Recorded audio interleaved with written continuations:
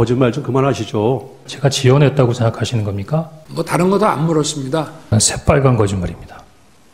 사실은 대통령님께 진지하게 말씀을 드렸어야 되는데 사실 좀 오래됐습니다. 제가 자세한 말씀을 이 자리에서 드리기는 뭐하 하지만 홍장원 1차장을 해임해야 되겠습니다. 좀 그만하시죠. 당시 뭐 이미 통화 내역도 나와 있고 통화 시간도 나와 있는데 제가 여인영 사령관이 누구로부터 지시를 받고 어떤 명단이 있고 그런 것까지는 제가 알 수 있는 사항이 아니었죠. 네, 다음 질문, 저는 다만 여인영 사령관으로부터 11시 6분에 이야기한 걸 들었을 뿐입니다. 예, 여인영 사령관은 당시 증인과 통화할 때 엘리베이터 안으로 오르내리면서 아주 분주한 상황이었다고 합니다. 명단을 말할 객관적인 상황 자체가 되지 않는 것 같은데요. 방첩사 간부들도 체포 명단 이야기가 나온 적이 없다고 합니다. 그리고 증인의 체포 명단을 보면 아주 다양한 사람들이 기재되어 있는데 널리 알려져 있듯이 방첩사가 출동한 것은 단 두 방향, 국회와 선관위 관련뿐입니다. 증인이 명단에 열거한 그 수많은 사람들이 국회와 선관위 방향과 연결된다고 말할 수 있나요? 아니요. 저는 뭐 특별한 연관성을 갖고 한 게 아니라 윤영 사령관이 불러준 명단을 받은 거고요. 그럼 우리 변호인께서는 그 10명, 10여 명의 명단을 제가 지어냈다고 생각하시는 겁니까? 네. 제가 12월 6일만 하더라도 네, 제가 하는 부분에 대해서 많은 의혹을 제기했지만 지금 제가 이미 방첩사에서 똑같은 명단이 확인됐다고 언론에 나왔던데요. 다음 질문하겠습니다. 네. 예, 송준호 변호사입니다. 증인은 지난번 국조특위에서 김성훈 경호차장 만난 사실 있죠? 김성훈 경호차장 만난 적 있죠. 같이 그때 출석하에 있는 증인으로 같이 있었습니다. 예. 그때 김성훈 경호차장이 증인한테 이제 거짓말 좀 그만하시죠. 이렇게 물어보니까 증인이 미안하다, 가른 말을 잘못 탔다 이렇게 대답한 적이 있죠? 새빨간 거짓말입니다. 김성훈 경호차장이 저한테 뭐라 그랬냐면 좀 그만하시죠. 그렇게 얘기했습니다. 예. 그 증인의 명단 속에 이제 김어준 씨가 있는데요. 피청구인 대통령은 선관위만 이야기했고 여론조사 꽃 경우에는 알고 난 다음에 중단시킨 것이 있습니다. 그런데 여론조사 꽃 경우에는 출동한 인원 자체가 선관위와 관련되어서 선관위, 과천, 그리고 관악, 그 다음에 연수원 세 곳과 여론조사 꽃 이렇게 여인영 사령관이 말하고 있는데 그렇게 묶였기 때문에 IT 요원들이 간 것입니다. 그렇다면 그 증인의 이런 명단과는 관련이 없어 보이는데 어떤가요? 변호인님, 제가 이 관련된 부분에 대해 작전을 지시하거나 아니면 책임지는 책임자가 아니지 않습니까? 다만 도와줘라 라고 하는 말씀을 듣고 뭘 도와줄 건가를 물어보기 위해서 전화를 했고 그때 그 여인영 사령으로부터 들은 이야기를 그냥 전하는 겁니다. 그게 옳은지 그른지도 제가 판단할 수 있는 부분이 아니고 그냥 들은 이야기를 전하는 겁니다. 예, 제안합니다. 정영식 재판관님 질문하십시오. 증인 여인영 사령관하고 23시 6분경에 이제 마지막 통화한 거 그거 여쭤보는 겁니다. 예. 그때 이제 하여튼 뭐 이런저런 얘기가 있다가 도와준다고 하면서 도와달라고 하면서 체포조가 나가 있는데 소재 파악이 안 됩니다. 명단 불러드릴게요. 이렇게 얘기하면서 명단을 불렀다는 거죠? 그렇습니다. 그러니까 그 말은 그 명단이란 거는 체포할 사람이라는 뜻으로 받아들였어요? 예, 저는 그렇게 이해했습니다. 그 다음에 그런데 그리고 나서 이제 계속해서 1조, 2조 뭐 축차 검거 후에 구금시설에 감금 조사할 예정이다. 제일 급한 것이 위치 추적이니까 위치 추적 부탁드립니다. 이렇게 얘기했다는 거죠? 그렇습니다. 그러면 결국 여인영 방첩사령관이 요구한 거는 이 사람들에 대한 위치 추적을 해달라라는 거죠? 그렇습니다. 근데 아까 이제 청구인 측 물어본 거에는 할 수 없다. 위치 추적을 할 수 없다. 이런 식으로 답변을 하셨는데 이게 이제 법적으로 안 된다는 뜻입니까? 아니면 기술적으로 안 된다는 뜻입니까? 아니면 법적으로 안 된다는 뜻입니다. 기술적으로는 가능합니까? 만약에 법적으로 허가를 받고 해야 된다고 하면 할 수 있을 것 같습니다. 국정원에서 독자적으로 할 수 있다는 겁니까? 지금 예전에 국정원이 단독으로 하는 것보다는 저희들이 그 협력센터를 많이 만들어 놓고 있습니다. 그 저희들 협력센터나 그 대테러 정보센터 같은 데는 그 소방청에서도 나와 있고 또 일부에는 또 경찰하고도 협업하고 있고 관세청, 가능하다. 방사업사 협업을 통해서. 이렇게 여러 기관들하고 다 협업을 하고 있는 부분에 있어서 센터들이 있습니다.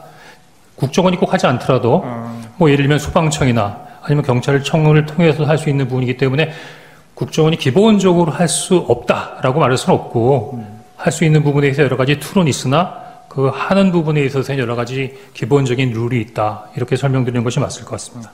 그러면 위치 추적을 한다는 말은 네. 결국은 휴대폰 위치 추적인 거죠? 제가 직접 해보진 못해서 정확한지는 모르겠습니다만 당연히 그럴 것 같습니다. 그렇다. 그다음에 그러면 아까 그 메모 좀 띄워주시겠어요? 127호증의인가요? 그 증인이 부관한테 시켜가지고 했다는 메모 있는데 127호증의 이 메모. 이 메모에 이제 그 아래는 1조 2조 1조 2조 뭐죠? 이게 뭐 축차 검거, 그다음에 뭐 방첩사 구금 시설의 감금 조사. 이거는 이제 증인이 여인영 사령관으로부터 들어서 그렇게 적어놨다는 거죠, 나중에. 밑에 있는 거 말씀이십니까? 밑에. 예, 그렇습니다. 그리고 그 밑에 보면 검거를 요청, 위치 추적과 이렇게 돼 있어요. 그 마지막에 이제 그 워딩이 마지막으로 끝날 때 위치 추적만으로 끝나는 것이 아니라 그 위치 추적을 하면서 저희들 그 검거를 좀 지원해 주십시오. 검거 이런 부분에 있어서 검거를 좀 지원해 주십시오라는 검거의 요청이 있었다.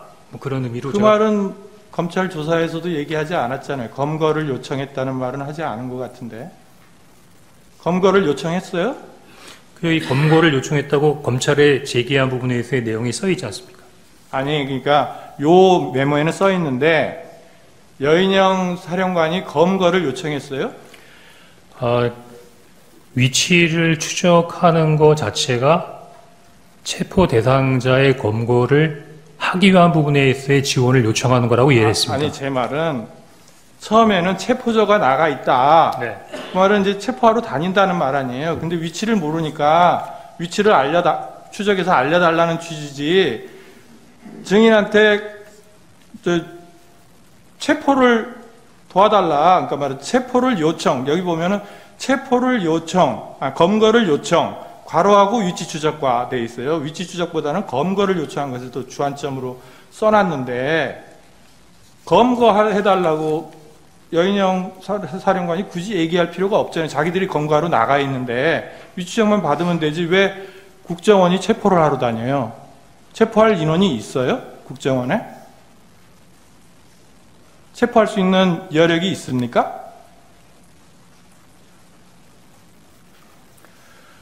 국정원이 수사권이 없기 때문에 그 체포를 할 수 있는 권한이 없죠. 근데 검거를 요청이라는 게 무슨 말이에요? 검거 지원을 요청했으니까 저희들이 직접 예를 들면 저희가 그 범죄 수사권 없더라도 쉽게 말하면 국제 범죄를 할 수 있는 부분이 뭐냐면 저희들이 검거를 지원하고 실적인 부분의 체포는 경찰을 통해서 체포를 하는 부분이기 때문에 항상 공조 검거를 할 수 있는 능력은 있습니다. 그러면 거기다가 위치 추적, 검거 말하자면 이제 뭐라 지원 요청. 지원. 예. 이런 식으로 적어 놓는 게 맞지 않아요?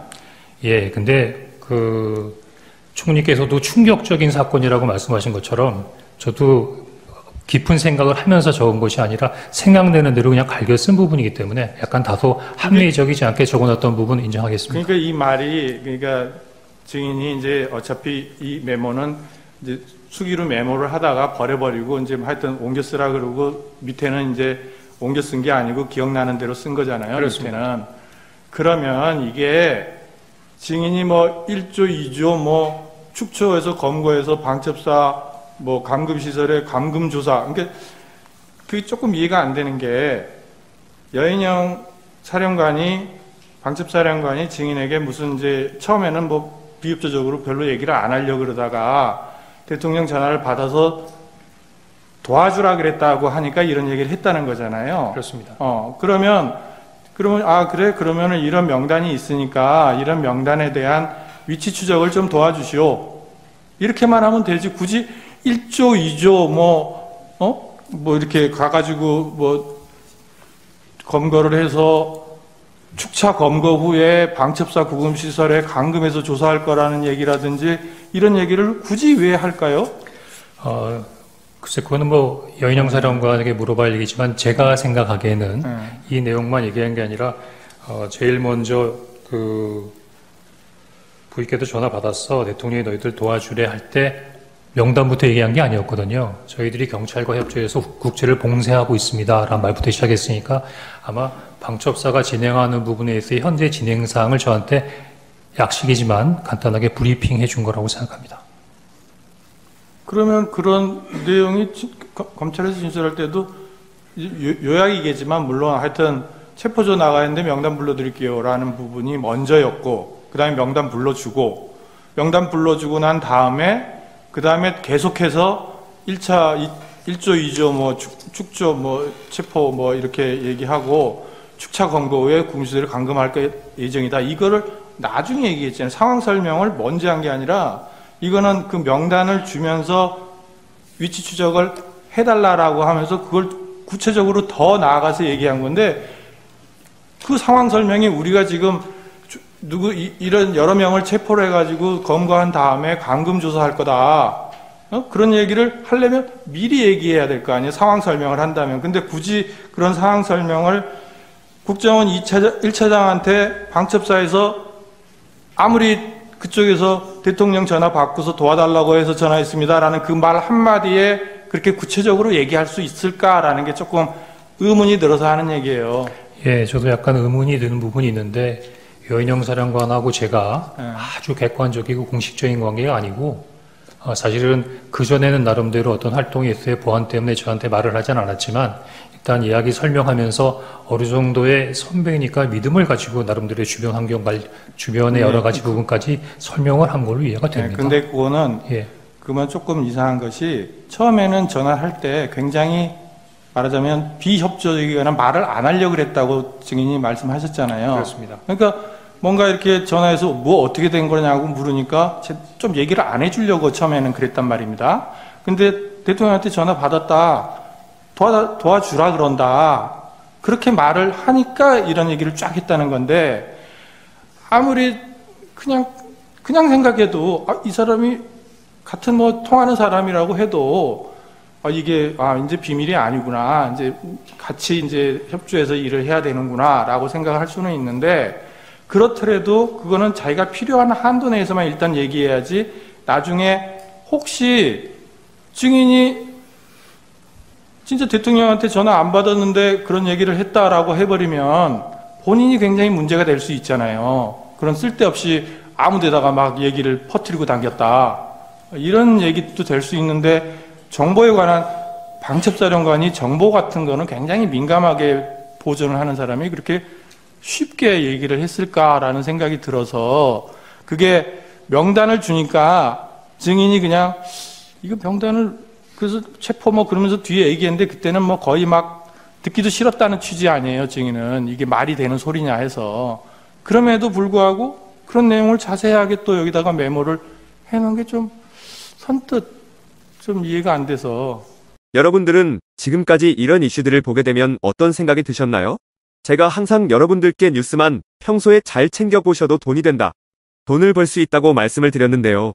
그 이유는 제가 지난 5월 초에 여러분들께 뭐라고 말씀을 드렸죠? 지금은 정부가 주목하고 있는 K푸드에 관심을 가져야 한다.